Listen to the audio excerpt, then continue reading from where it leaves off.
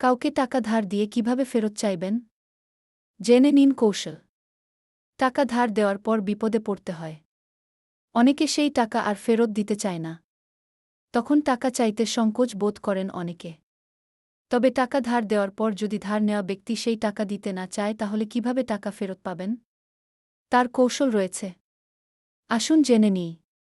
১. টাকা ফেরত পাওয়ার নির্দিষ্ট সময়সীমা পেরিয়ে গেলে সেই ব্যক্তিকে মেসেজ করুন।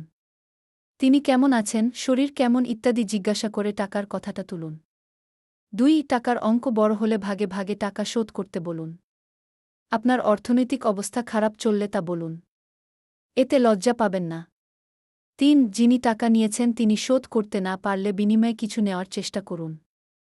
যেমন সেই ব্যক্তি যদি হাতের কাজ জানেন বা তার কাছে কিছু থাকে, বিনিময়ে সেটা চাইতে পারেন।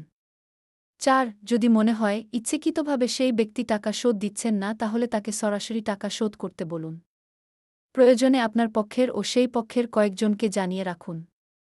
৫. যদি টাকার পরিমাণ অল্প হয় আর টাকার জন্য সম্পর্ক নষ্ট করতে না চান তাহলে চাওয়ার দরকার নেই। সেক্ষেত্রে সেই টাকাটা তাকে উপহার দিয়েছেন ভেবে ছেড়ে দিন। ৬. তবে ধার দেওয়ার আগে সাবধান থাকা উচিত।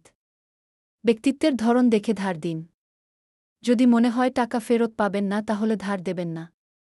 ৭. চেষ্টা করুন অল্প টাকা ধার দেওয়ার যাতে টাকা ফেরত না পেলেও আপনার কোনো অসুবিধে না হয়।